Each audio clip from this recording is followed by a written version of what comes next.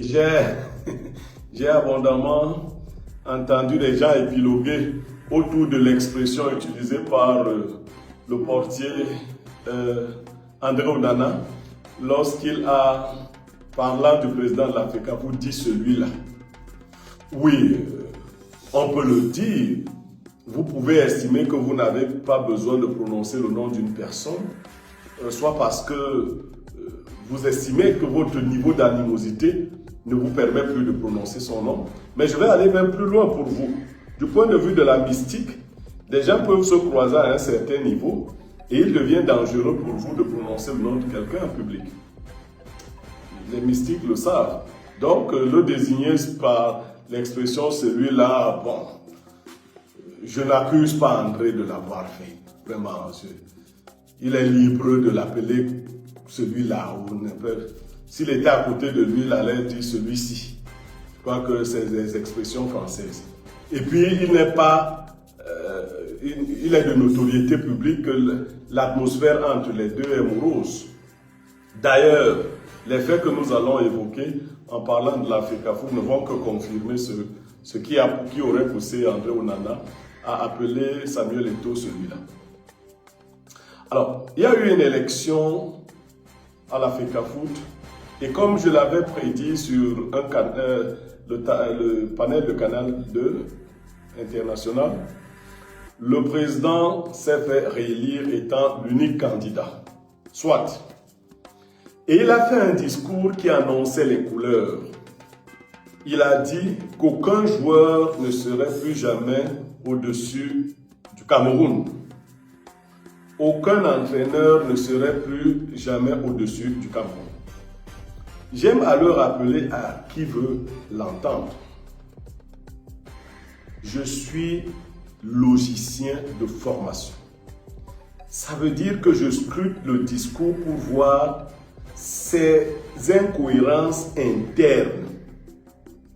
Lorsque le président de la FECAFOOT dit « Aucun entraîneur ne sera plus jamais au-dessus du Cameroun », du point de vue logique, ça veut dire que l'équipe nationale du Cameroun est la propriété des Camerounais, incarnée par l'État du Cameroun, et non par une instance quelconque.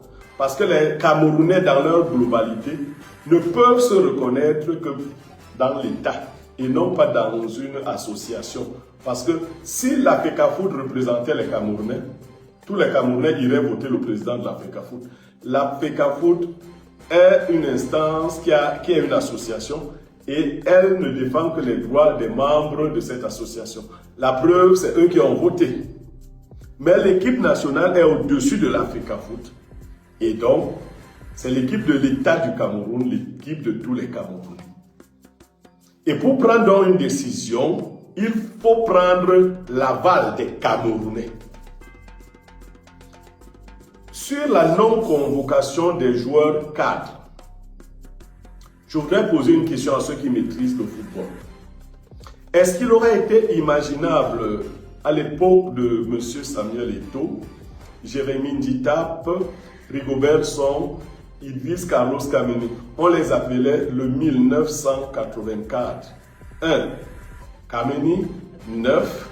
Eto'o, 8. Nditap et 4 Song. C'était les grands cadres. Est-ce qu'il aurait donc été imaginable à cette époque qu'un président de la fédération décide à l'occasion d'une Coupe d'Afrique des Nations d'éliminer, de mettre hors jeu ces 4 joueurs cadres? Non. Pourquoi? Parce que ce président de la FECAFOOT se serait mis au-dessus du Cameroun et des Camerounais.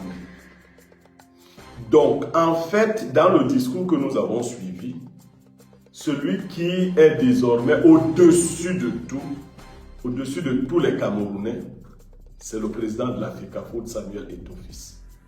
Mais bon, c'est-à-dire, vous ne pouvez pas me dire que vous êtes content qu'Aboubacar ne soit pas convoqué. Même ne serait-ce que pour sa fin de carrière, pour les services rendus. Vous ne pouvez pas me dire que vous êtes content que Jackson Tchatchoua ne soit pas convoqué. Vous ne pouvez pas me dire que vous êtes content que André Onana ne soit pas convoqué. Vous ne pouvez pas me dire que vous êtes content que Zambo Anguissa, après avoir qualifié les Lions indomptables pour la CAN, ne soit pas convoqué. Ainsi de suite, ainsi de suite. Je ne vais pas évoquer le nouvel entraîneur David. Non, il n'est en rien responsable de cette liste. Il ne peut pas faire, il n'a pas la... Il ne peut pas manquer de tact à ce point.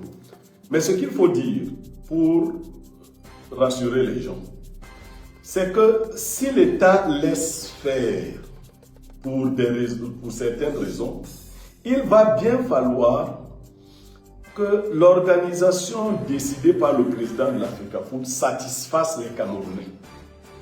C'est-à-dire qu'il n'a pas d'autre choix que d'aller gagner cette Coupe d'Afrique. Vous savez, quand vous avez beaucoup de gloire, quand vous êtes très apprécié, à un moment donné, vous pouvez penser que le peuple qui vous apprécie n'a plus les moyens de vous condamner ou de vous mettre au tribunal. Non.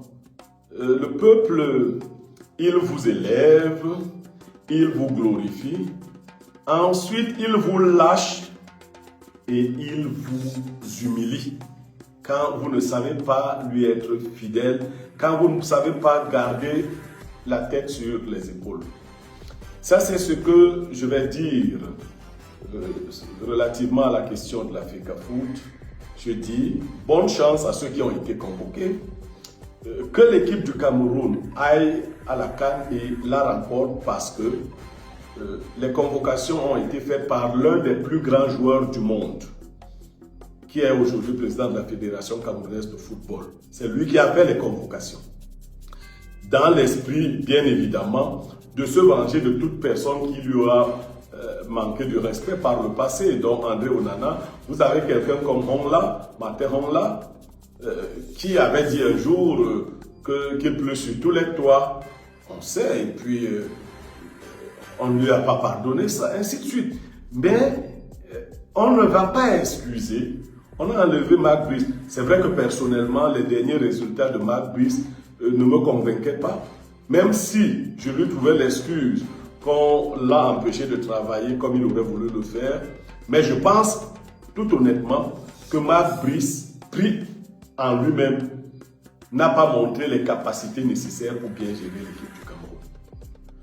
Je pense qu'il était assisté de M. Mounouga qui était plus performant et le meilleur joueur du monde a compris qu'il fallait l'amputer de son assistant pour le rendre inefficace. Il a réussi et aujourd'hui les Camerounais sont contents, pour certains, pas tous, nous sommes bien divisés. Aujourd'hui le football n'est plus ce qui nous unit, c'est ce qui nous divise.